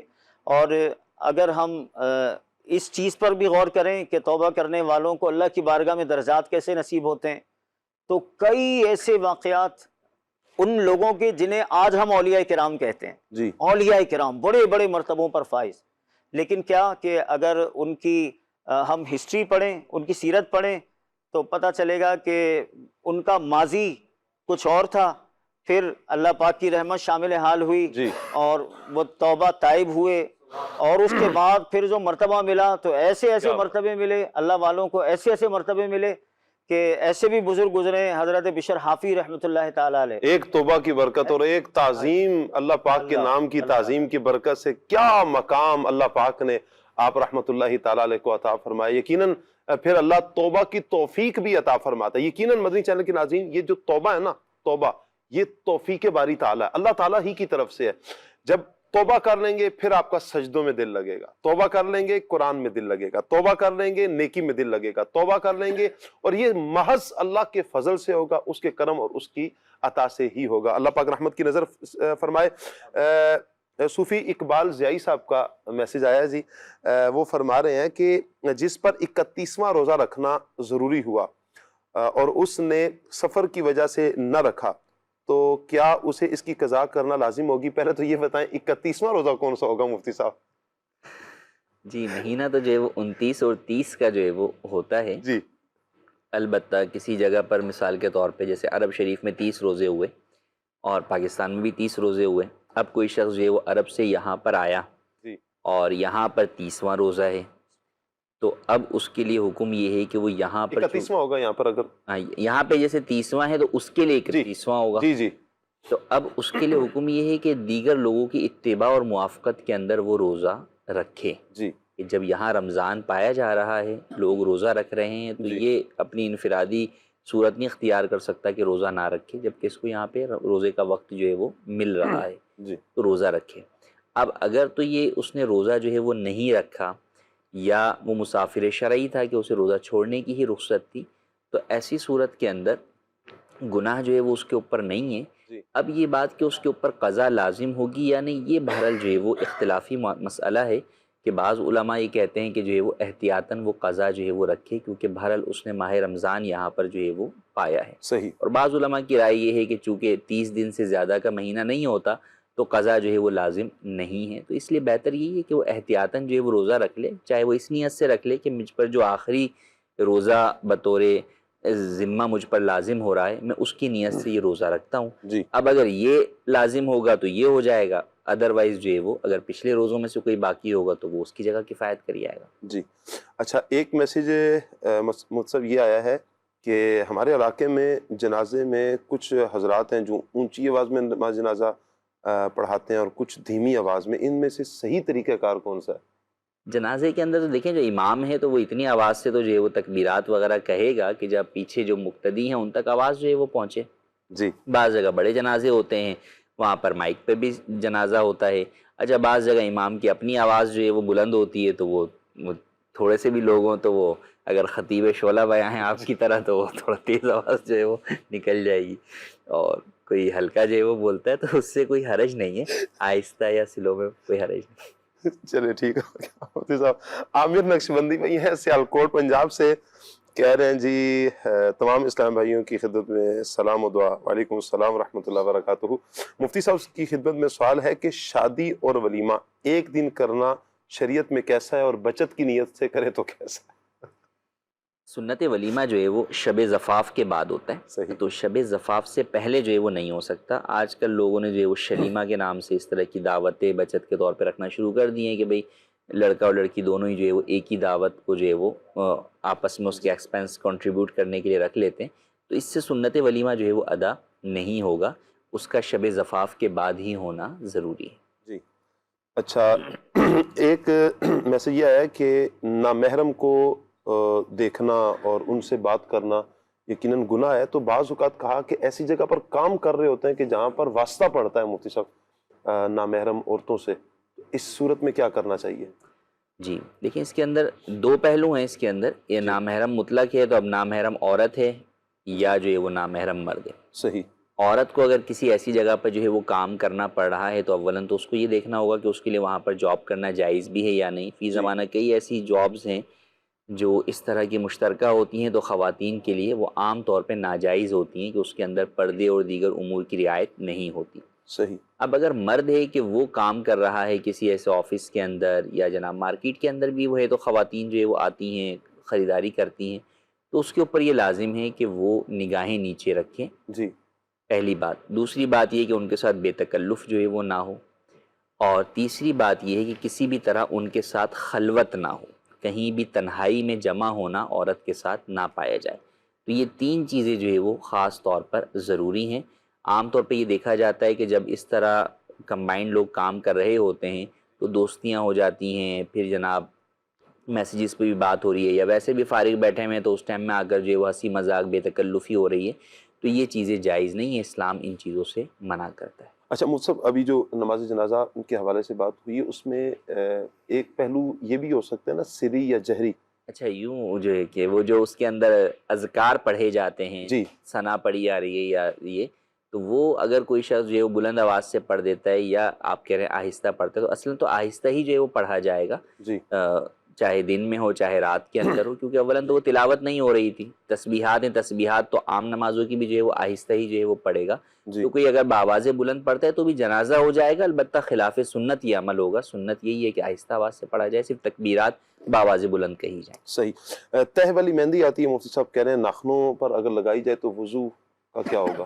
جی جو جرم والی مہندی ہے, لیئرز جس کی جمتی ہیں, تو وہ بہرحال جو ہے وہ ناخن پہ لگائیں یا ہاتھ پہ لگائیں. دونوں صورتوں کے اندر اس میں جب لیئر جمے گی تو اس کے اوپر وضو اور غسل کا پانی نہیں پہنچے گا تو وضو اور غسل نہیں ہوگا, تو ناخنوں سے بھی اس کو چھڑانا ضروری ہوگا. صحیح. اچھا ایسا ادارہ ہے جہاں فیس لی جاتی ہے, کہا کہ اور تعمیرات اس کی سب کچھ مکمل ہے, تو کیا ایسے ادارے میں جہاں فیس لی جاتی ہے وہاں پر زکوٰۃ, فطرہ اور عشر وغیرہ دیا جا سکتا ہے؟ اصل تو یہ دیکھا جائے گا کہ وہ زکوٰۃ, فطرہ یا عشر وغیرہ کس چیز کے لیے لے رہے ہیں. جی بس اوقات ہوتا ہے کہ ایک ادارہ ہے جو کہ فیس تو لے رہا ہے, لیکن اسی ادارے کو مزید جو ہے وہ اپنی کوئی اور برانچ جو ہے وہ بنانی ہے, جی اور وہاں پر شرعی اعتبار سے اجازت بھی ہوتی ہے. کیونکہ دیکھیں کوئی بھی ادارہ ہو, چاہے وہ مدرسہ ہی ہو جہاں فیس نہ بھی لی جاتی ہو, وہاں بھی ڈائریکٹ زکوٰۃ, فطرہ یا کوئی بھی صدقہ واجبہ تو نہیں لگ سکتا. وہ ایک شرعی طریقہ کار کے بعد ہی جو ہے وہ لگتا ہے, لیکن وہ لگنا کہاں ہے. جی تو اسکول وغیرہ کے اندر وہ نہیں لگ سکتا, دنیاوی تعلیم کے اندر اس کی اجازت جو ہے وہ نہیں ہے. صحیح. دینی تعلیم کے اندر ضرورتاً جو ہے وہ اس کی اجازت دی گئی ہے. تو اگر دینی تعلیم والا ادارہ ہے اور وہ ضرورتاً جو ہے وہ فیس بھی لیتا ہے اور فیس سے اس کے اخراجات پورے نہیں ہوتے, اس لیے وہ جو ہے وہ زکوٰۃ فطرہ بھی جو ہے وہ لیتا ہے, تو ایسی صورت کے اندر دیا جا سکتا ہے, جبکہ آگے وہ اس کا استعمال شرعی طریقہ کار کے مطابق ہی کرتے ہیں. جی مفتی صاحب ایک کال لے لیتے ہیں اور ایک میسیج لے لیتا ہوں. جی بالکل. مجھے آپ کا وقت کا بھی ہے اندازہ اور میسیج اور بھی ہیں, انشاءاللہ بقیہ پھر مدنی چینل کے ناظرین سے گزارش کروں گا کہ کچھ سوالات جو رہ جائیں تو آپ سے گزارش ہے، دارالفتاح اہل سنت ہمارا پروگرام بھی آتا ہے، اور دارالفتاح اہل سنت کے نمبر سے انشاءاللہ کچھ دیر میں اسکرین پر آپ ملاحظہ فرمائیں گے، آپ ان نمبرز پر بھی رابطہ کر کے مفتیان اکرام سے رہنمائی لے سکتے ہیں انشاءاللہ۔ کال لیتے ہیں، فی الحال ایک کال لیتے ہیں۔ محمد محسن قریشی ڈیرہ اسماعیل خان سے عرض کر رہا ہوں، آج کھلے آنکھ پروگرام میں میرا مفتی صاحب سے یہ سوال عرض ہے کہ سجدہ شکر میں کون سی دعا مانگنی چاہیے، اور یہ بھی ارشاد فرما دیں کہ سجدہ شکر میں اگر دعا مانگنی ہو تو کیا دعا سے پہلے تسبیحات پڑھنا ضروری ہے یا نہیں، اس بارے میں بھی رہنمائی فرما دیں۔ جی سجدہ شکر تو در حقیقت شکر کے لیے ہے، تو آپ جو ہے وہ سبحان ربی الاعلیٰ بھی پڑھ سکتے ہیں، الحمدللہ بھی جو ہے وہ پڑھ سکتے ہیں، کوئی بھی چیز جو ہے وہ پڑھ سکتے ہیں۔ اگر دعا کوئی مانگنی ہے تو دعائے معصورہ جو ہے وہ آپ جو ہے وہ مانگیں، اللہم ربنا آتنا فی الدنیا ہے، ربی جعلنی مقیم الصلاۃ ہے، تو اس طرح کوئی بھی دعائے معصورہ بھی آپ اس کے اندر پڑھ سکتے ہیں۔ اور اگر کچھ نہیں بھی پڑھا تو در حقیقت میں نے جیسے عرض بھی کیا شروع میں کہ یہ عمل سجدے کا جھکنے کا یہی رب العالمین کے لیے، کیا بات ہے۔ تو آدمی کچھ نہیں بھی پڑھتا جب سر جھکاتا ہے، ہاں دو تین چیزیں اس کے لیے ضروری ہوتی ہیں۔ سب سے پہلے کیا کہ باوضو ہوں، آپ بے وضو نہیں ہو بہت سکتا، ساروں کا ذہن میں یہ ہوتا ہے کہ سجدہ شکر ہے نا تو اس میں وضو ہو نہ ہو ویسے نہیں، سجدہ وضو کرنا، ہونا ضروری ہے۔ دوسرا استقبال قبلہ، قبلے کی طرف۔ قبلے کی طرف رخ ہونا جو ہے وہ صحیح۔ ضروری ہے۔ پھر تیسری بات رہ جاتی ہے کہ نیت، صحیح۔ نیت ہوگی تو سجدہ شکر ہوگا، ورنہ ویسے ہی کوئی جھک جائے گا تو اسے سجدہ شکر نہیں کہا جائے گا۔ تو ان چیزوں کو سامنے رکھتے ہوئے آپ جب سجدہ کریں گے تو اب اس میں آپ تسبیح کوئی سی بھی پڑھ سکتے ہیں، اگر نہیں بھی پڑھتے تو بھی بہرحال سجدہ شکر ہو جائے گا۔ مفتی صاحب 2026 کے حج کے لیے فرض ہونے کے لیے کتنی رقم ہوگی؟ 2026 کے 26 کا حج تو میرے خیال سے اب مجھے نہیں لگتا کہ ہمارے ہاں پاکستان کے اندر کوئی اب جو ہے وہ پیکج باقی ہی بچا، اب تو میرے خیال سے فلائٹس جو ہے وہ شروع ہو گئی ہیں، جی تو اب تو کوئی ایسا نہیں، اب ہوگا تو بہرحال ہو سکتا ہے کوئی پرائیویٹ ان سے ہو۔ تو اصل اس میں یہ کہ رقم یوں طے نہیں ہوتی، جتنے اخراجات آپ کے ہو رہے ہیں اور وہ آپ کے پاس موجود ہیں حاجت اصلیہ سے زائد، تو اگر مثلا اس وقت کوئی آپ کو کہتا ہے بھائی 30 لاکھ روپے میں آپ کو جو ہے وہ میں حج کرا دوں گا، جی ٹھیک ہے، اور آپ کے پاس 30 لاکھ روپے ہیں حاجت اصلیہ سے زائد، تو آپ پر حج فرض ہو جائے گا۔ صحیح۔ گھر والوں کے لیے نان نفقہ، اب وہ تمام چیزیں اپنی ہوں گی کہ جتنا عرصے کے لیے وہ جا رہا ہے تو پیچھے اپنے اہل و عیال کے لیے خرچہ وغیرہ بھی جو ہے وہ ہو، تو بہرحال بنیاد یہ کہ وہ جو 11 لاکھ روپے جب پیکج چلا تھا اس وقت تھے، تو یہ ضروری نہیں کہ وہ اب بھی 11 لاکھ ہوگا، جی تو دار و مدار ہے کہ خرچ آپ کے پاس ہے، تو وہ خرچ اگر کسی کو 50 لاکھ میں بھی ہوتا ہے اور اس کے پاس حاجت اصلیہ سے زائد 50 لاکھ ہیں تو بھی بہرحال اس کے اوپر حج لازم ہو جائے۔ بہت شکریہ مفتی صاحب، جزاک اللہ خیر۔ آپ کو برکت عطا فرمائے، آمین۔ جزاکم اللہ۔ وعلیکم السلام ورحمۃ اللہ وبرکاتہ۔ جزاک اللہ خیرا کثیرا۔ السلام علیکم۔ مدنی چینل کے ناظرین، آپ کی کچھ کالز مزید بھی لیں گے، اب تو شرعی سوالات کے لیے اسکرین پر آپ نے کچھ دیر پہلے نمبر بھی ملاحظہ فرمایا دارالفتاح اہل سنت کا، آپ دارالفتاح اہل سنت سے رہنمائی حاصل کر سکتے ہیں۔ آج کا ٹاپک ہے ہمارا ایک سجدہ جسے تو گراں سمجھتا ہے۔ کچھ کالز ہیں، کال لیتے ہیں۔ میرا نام محمد فراز ہے، میں صوبہ سندھ ضلع سنگر سے ہوں۔ شاہ صاحب میری نعت خان اسلامی بھائی سے یہ عرض گزار ہے، میرے کو یہ سنا دیں۔ نعت خانی موت بھی ہم سے چھڑا سکتی نہیں، نعت خانی موت بھی ہم سے چھڑا سکتی نہیں، حشر میں بھی مصطفیٰ کے گیت گاتے جائیں گے۔ یہ سنا دیں، جزاک اللہ خیرہ۔ آمین آمین آمین، بہت شکریہ آپ کا۔ اگلی کال دیجیے۔ عادل بھائی سے گزارش ہے کہ پھر یہ والا کلام ضرور سنا دیں۔ نور والا آیا ہے، نور لے کے آیا ہے، سارے عالم میں یہ دیکھو کیسا نور چھایا ہے۔ بہت شکریہ آپ کا جی۔ اگلی کال دیجیے۔ میرا نام عبید رضا اتاری ہے، میں کراچی سے بات کر رہا ہوں۔ ثاقب بھائی، آپ اپنے پروگرام میں اشفاق بھائی کو کب بلائیں گے؟ جزاک اللہ خیرہ۔ آمین آمین وإیاک، انشاءاللہ جب وقت عطا فرمائیں گے تو ضرور انشاءاللہ، جیسے ہی ان کے پاس وقت ہوتا ہے، پاسبل ہوتا ہے، تو انشاءاللہ پروگرام کی زینت بنیں گے وہ۔ اگلی کال لیتے ہیں۔ محمد حسان راشد فیصلہ آباد ڈسکورٹ سے، میری نعت خان بھائی سے گزارش ہے کہ مجھے یہ کلام سنا دیں۔ سرور کہوں کہ مالک و مولا کہوں تجھے، باغ خلیل کا گل زیبا کہوں تجھے، جزاک اللہ خیرہ۔ اور آج میرا پیپر ہے تو میری آپ سے گزارش ہے کہ میرے لیے خصوصی دعا بھی کروا دیں، جزاک اللہ خیرہ۔ اللہ پاک آپ کو کامیابی عطا فرمائے، اور بلکہ کچھ میسیج بھی آئے ہوئے ہیں امتحانات میں کامیابی کے لیے، جن جن عاشقان رسول کے پیپر ہیں، اللہ پاک سب بچوں کو دنیا آخرت کے ہر امتحان میں کامیابی عطا فرمائے۔ آمین۔ اگلی کال لیتے ہیں۔ میرا نام محمد سلیم ہے، نا سنا دیں۔ ارواں تصور میں مدینے کی گلی ہو۔ کیا بات ہے جی، اللہ آپ کو سلامت رکھے۔ ایک اور کال لے رہے ہیں ہم۔ عبد القادر اتاری عرب شریف کے شعر نجران سے۔ ماشاءاللہ، کھلے آنکھ صلی اللہ کہتے کہتے سلسلہ بہت ہی پیارا سلسلہ لے کر چلیں شاہ صاحب۔ اللہ تعالیٰ آپ کو صحت دے، تندرست دے، عافیت عطا فرمائے۔ مجھے یہ کلام سنا دیجئے۔ دل میں ہو یاد تیری ہو، شاہ تنہائی ہو، فل تو خلوت میں عجب انجمن آرائی ہو۔ دعوت اسلامی زندہ باد۔ زندہ باد، بہت شکریہ آپ کا جی۔ اگلی کال لیتے ہیں۔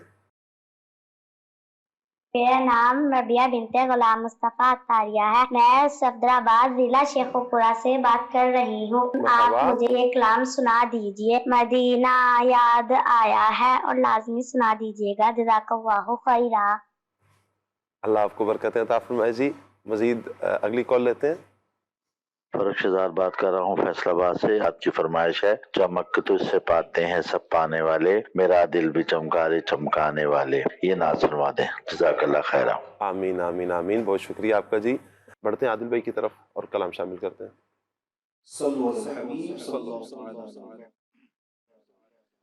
سرور کہوں کہ مالک و مولا کہوں تجھے، سرور کہوں کہ مالک و مولا کہوں تجھے، باغ خلیل کا گل زیبا کہوں تجھے، باغ خلیل کا گل زیبا کہوں تجھے، اللہ رے تیرے جسم منور کی تابشیں، اللہ رے تیرے جسم منور کی تابشیں،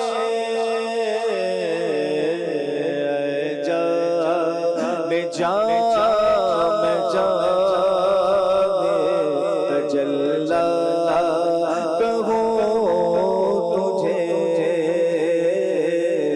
اے جان جام تجلا کہوں تجھے، اور تیرے تو بس تنہائی سے ہے بری، تیرے تو بس تنہائی سے ہے بری، حیران ہوں میرے شاہ میں کیا کیا کہوں تجھے،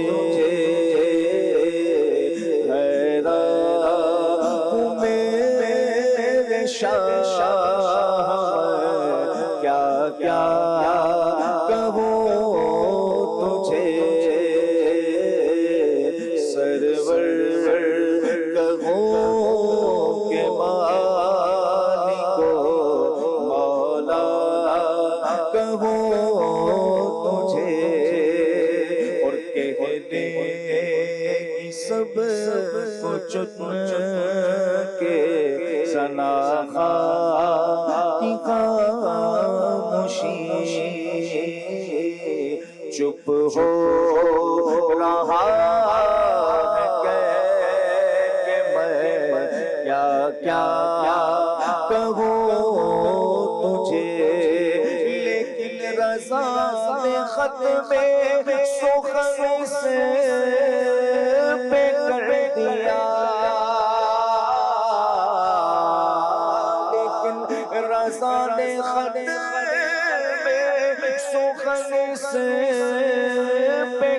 دیا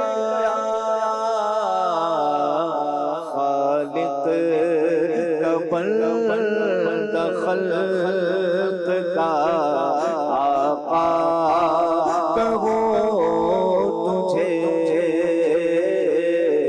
خالق کا بندہ خلق کا آقا کہو تجھے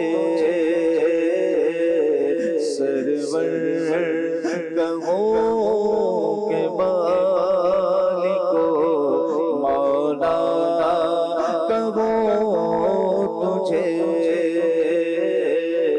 باغ خلیل کا گل زیبا کہو تجھے حاجیوں کے بن رہے ہیں قافلے یا نبی پھر نظر سے پھر گئے حج کے مناظر یا نبی پھر نظر سے پھر گئے حج کے مناظر یا نبی آغا پلے زرزگی رکھتے سفر سر نہیں آغا پلے زرزگی رکھتے سفر سر نہیں تم بلا لو تو بلا لے تم بلا لو تو بلا لے پر ہو قادر یا نبی تم بلا لو تو بلا لے پر ہو قادر یا نبی حاجیوں کے بن رہے ہیں قافلے یا نبی نور والا آیا ہے نور لے کر آیا ہے نور والا آیا ہے نور لے کر آیا ہے سارے عالم میں یہ دیکھو کیسا نور چھایا ہے پڑھو الصلاۃ والسلام علیکہ یا رسول اللہ الصلاۃ والسلام علیکہ یا حبیب اللہ کہو نور والا آیا ہے نور لے کر آیا ہے سارے عالم میں یہ دیکھو کیسا نور چھایا ہے الصلاۃ والسلام علیکہ یا رسول اللہ الصلاۃ والسلام علیکہ یا حبیب اللہ میلاد النبی ہے دل بڑا مسرور ہے میلاد النبی ہے دل بڑا مسرور ہے عید دیوانوں کی تو بارہ ربیع النور ہے نور والا آیا ہے نور لے کر آیا ہے سارے عالم میں یہ دیکھو کیسا نور چھایا ہے سرکار کی آمد مرحبا آقا کی آمد مرحبا حضور کی آمد مرحبا نور کی آمد مرحبا نبی کی آمد مرحبا حقی کی آمد مرحبا سچے کی آمد مرحبا اچھے کی آمد مرحبا مولا کی آمد مرحبا یاسی کی آمد مرحبا طٰہٰ کی آمد مرحبا بخش دے مجھ کو الہی بغیر میلاد النبی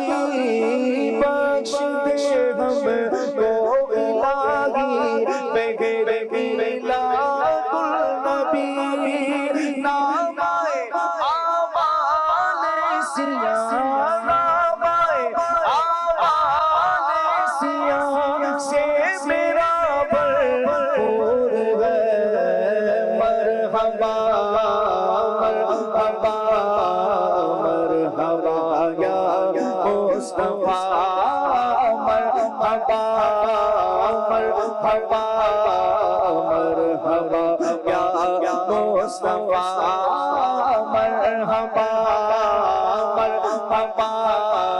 मरहबा मरहबा या मुस्तफा मरहबा या मुस्तफा मरहबा या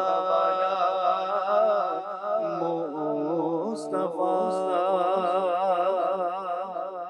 भाई सुभान अल्लाह सुभान अल्लाह, अल्लाह पाक बरकतें अता फरमाए। नकीब भाई आज खुसूसियत के साथ एक और भी जिक्र करना है सदरुल शरिया का। मैं चाहूँगा कि आप सदरुल शरिया मुफ्ती अमजद अली आज़मी रहमतुल्लाह ताला अलैह का कुछ जिक्र करें। आपके अलकाबात देखें तो आप सदरुल शरिया और बदरुल तरीका हैं, काज़िए शरा हैं। वाह। मुफ्ती अमजद अली आज़मी अलैह रहमा 1300 हिजरी 1882 ईस्वी में मदीनातुल उलमा गोसी यूपी हिंद के अंदर आप पैदा हुए हैं जी। और आप रहमतुल्लाह अलैह का अगर हम इबादत को देखें, अदब को देखें और खिदमात को देखें जी, आपकी बहुत बड़ी खिदमत में नुमाया खिदमत कुरान की कि आपके अर्ज करने पे सैयदी आला हजरत ने तर्जमा कुरान कंजुल ईमान लिखवाया। आप आला हजरत ज़बानी बोलते जाते और ये लिखते जाते और ये आज हमारे सामने मौजूद है और मकतबतुल मदीना ने इसे बड़े खूबसूरत अंदाज में शाया किया है। आपकी बड़ी ही खूबसूरत किताब और अवामो खवास के लिए ख़ास तौर पे उलमा के लिए बड़ी ही फ़ायदामंद किताब बहार शरीयत है जो आपने तसनीफ़ फरमाई है। इसके अलावा कसीर हा उलमा आपने तैयार किए। सदरुल शरिया मुफ्ती अमजद अली आज़मी अलैह रहमा की इबादत को अगर हम देखें तो उस वक्त जिस इलाके में आप मौजूद थे तो वहाँ एक वबा फैल गई जिसमें बड़ी शिद्दत से प्यास लगती थी। सही। और रमज़ान का महीना था, आप एक हफ्ते तक बीमार रहे लेकिन एक भी रोज़ा नहीं। वाह वाह वाह वाह। अगर मौजू की मुनासबत से आपकी एक बड़ी खूबसूरत बात को देखें तो वो ये है कि मुफ्ती अमजद अली आज़मी अलैह रहमा बुखार की शिद्दत में बार बार बेहोश हो रहे थे। तो एक बार बेहोशी तारी हुई और आप बेहोश हो गए। जैसे ही होश में आए तो पूछा कि जोहर का वक्त अल्लाह अकबर या खत्म हो गया।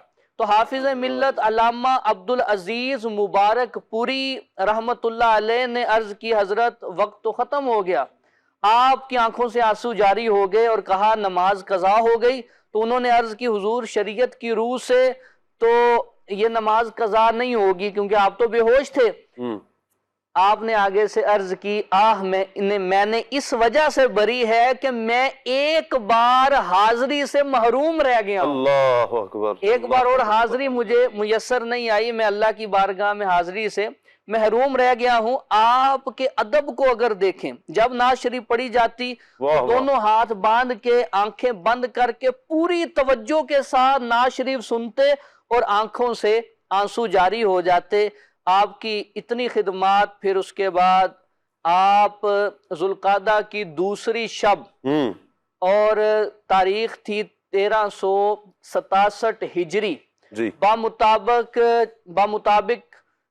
अगर टाइम देखें तो उस वक्त था 12:26 और अंग्रेजी हिसाब से आपका विसाल है 1948 6 सितंबर को आपने दुनिया से पर्दा फरमाया है और गोसी हिंद के अंदर मदीनातुल उलमा में वहीं आपका मज़ार शरीफ है। क्या बात है जी। अल्लाह गुलशने फिक्रो नजर को दी शरीयत की बहार।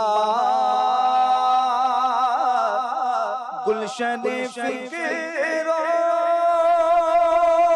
नजर को दी शरीयत की बहार। دنیا کر رہی ہے استفادہ آج بھی جس سے دنیا کر رہی ہے استفادہ آج بھی ہے سخاوت تیری ایست شریعہ لاجواب ہے سخاوت تیری ایست شریعہ لاجواب پاتے ہیں سائل تمنا سے زیادہ آج بھی پاتے ہیں سائل تمنا سے زیادہ آج بھی. کیا بات ہے جی، کیا بات ہے. اللہ پاک برکتیں عطا فرمائے. مدنی چینل کے ناظرین، آج کا ہمارا ٹاپک ایک سجدہ جسے تو گراں سمجھتا ہے. وسیم بھائی، ہوتا یوں ہے کہ ہم کوئی بھی کام کرنا چاہتے ہیں نا، تو اس کی اہمیت، اس کی فضیلت، اس کی برکات جب ہمارے ذہن میں ہوتی ہیں تو عمل کرنا بڑا آسان ہو جاتا ہے. سجدہ تو جیسے مفتی صاحب نے کہا نا، کچھ لوگ تو وہ ہیں کہ جو خوشی سے کرتے ہیں اور کچھ مجبوراً کرتے ہیں. کرنا تو ہے ہی ہے، تو کیوں نہ ہم خوشی سے کریں. تو کچھ ایسے فضائل، کچھ ایسے برکات، کچھ اس طرح سجدے کی جو فضیلتیں بیان کی گئی ہیں وہ پتہ چل جائیں تاکہ سجدے میں ہمارا دل لگ جائے. کیا کہیں گے؟ بالکل بالکل. احادیث میں سجدے کے بہت سارے فضائل بیان کیے گئے ہیں. جی. مثلاً ایک حدیث پاک میں نبی کریم صلی اللہ تعالی علیہ وآلہ وسلم نے ارشاد فرمایا کہ جب انسان سجدے کی آیت پڑھ کر سجدہ کرتا ہے تو شیطان روتا ہوا بھاگتا ہے اور کہتا ہے افسوس، انسان کو سجدے کا حکم ہوا، اس نے سجدہ کر لیا اور اس کو جنت ملی. مجھے سجدے کا حکم ہوا، میں نے انکار کیا اور مجھے جہنم ملی. اللہ اکبر. اچھا، تابعی بزرگ حضرت سیدنا معدان بن ابو طلحہ رحمۃ اللہ تعالی علیہ بیان کرتے ہیں کہ میں صحابی رسول حضرت سیدنا ثوبان رضی اللہ تعالیٰ عنہ سے ملا. میں نے عرض کی کہ مجھے کوئی ایسا عمل بتائیے جسے میں کروں تو اس کی برکت سے اللہ پاک مجھے جنت میں داخل فرما دے. واہ. یا میں نے یہ کہا کہ مجھے اللہ پاک کا سب سے پسندیدہ عمل بتائیے. تو سیدنا ثوبان رضی اللہ تعالیٰ عنہ خاموش رہے. میں نے پھر پوچھا، آپ پھر خاموش رہے. جب میں نے تیسری بار یہی سوال کیا تو آپ نے ارشاد فرمایا کہ میں نے رسول اللہ صلی اللہ تعالی علیہ وآلہ وسلم سے اس بارے میں سوال کیا تھا. آپ صلی اللہ تعالی علیہ وآلہ وسلم نے فرمایا تھا کثرت سے سجدے کیا کرو، کیونکہ تم جب بھی اللہ پاک کے لیے سجدہ کرو گے اللہ پاک تمہارا ایک درجہ بلند فرما دے گا اور اس سجدے کے بدلے تمہاری ایک خطا معاف فرما دے گا. جی. ایک روایت میں یہ بھی ہے کہ اللہ پاک اس کے سبب سجدہ کرنے والے کے لیے ایک نیکی لکھتا ہے. سبحان اللہ. پھر سجدے کے فضائل میں دیکھیں، سجدہ جو ہے وہ ہم اپنی پیشانی زمین پر رکھتے ہیں. تو سیدنا ابو ہریرہ رضی اللہ تعالیٰ عنہ سے روایت ہے کہ نبی کریم صلی اللہ تعالی علیہ وآلہ وسلم نے ارشاد فرمایا سجدے کے نشان کے سوا انسان کے سارے جسم کو آگ جلائے گی. اللہ پاک نے جہنم پر حرام کر دیا ہے کہ وہ سجدے کے نشان کو جلائے. اللہ اکبر. اور مفتی احمد یار خان نعیمی رحمۃ اللہ تعالیٰ علیہ اس حدیث پاک کے تحت لکھتے ہیں کہ دوزخ کی آگ ان لوگوں کو، یعنی جو مسلمان اپنے گناہوں کے سبب جہنم میں جائیں گے، ان کے سارے اعضاء کو آگ جلا دے گی مگر پیشانی کو نہ جلا سکے گی. بعض شارحین نے فرمایا کہ سجدے کے ساتوں اعضاء یعنی پیشانی، دونوں ہاتھ، دونوں گھٹنے اور دونوں پاؤں، یہ جہنم کی آگ سے محفوظ رہیں گے. اللہ اکبر. تو یہ بہت بڑی فضیلت ہے. سجدہ تو سجدہ ہے نا، کہ کتنا ہم نے جو ابھی روایات سنی ہیں، سبحان اللہ.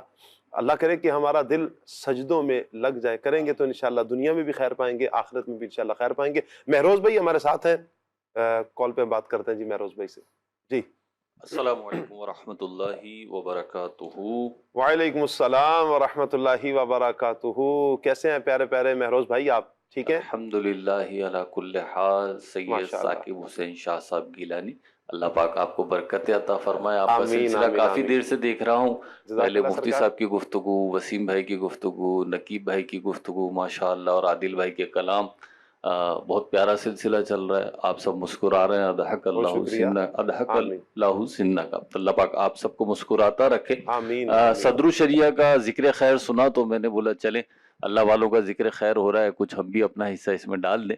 صدر الشریعہ کا ذکر خیر سنا تو مجھے دو باتیں یاد آئیں. ایک تو صدر الشریعہ کا انتخاب جو ہے، یہ انتخاب ہے اعلیٰ حضرت امام اہل سنت کا. بالخصوص ان کو اس فیلڈ میں لانا، یعنی مفتی بنانا اور پھر مفتی کا کام کرانا اور پھر یہ بہار شریعت کی جو تکمیل ہوئی، ان سب چیزوں کے پیچھے جو ایک شخصیت ہے وہ امام اہل سنت کی ذات ہے کہ وہ آپ کو پھر دوبارہ اس فیلڈ میں لے کر آئے، ورنہ آپ حکمت میں جا چکے تھے. حکیم حکمت کرتے تھے، طبابت کرتے تھے آپ. اور دوسرا یہ کہ صدر الشریعہ کا ایک بہت بڑا احسان ہے عاشقان رسول پر، اور وہ یہ کہ امام اہل سنت کے قلم سے جو کنز الایمان شریف نکلا، یا آپ کی زبان سے اور آپ کی ذات سے جو کنز الایمان شریف آیا ہمارے پاس ترجمہ قرآن، وہ صدر الشریعہ کی محنت اور کاوش کا نتیجہ تھا کہ آج ہمارے پاس اتنا خوبصورت اردو میں ترجمہ قرآن کنز الایمان موجود ہے، جو ایمان کو حلاوت بخشنے والا اور ایمان کی چاشنی کا باعث بنتا ہے. اللہ پاک ہماری زندگی کے ہر لمحے کو میلاد مصطفیٰ صلی اللہ تعالی علیہ وسلم کی برکتوں سے مالا مال فرمائے.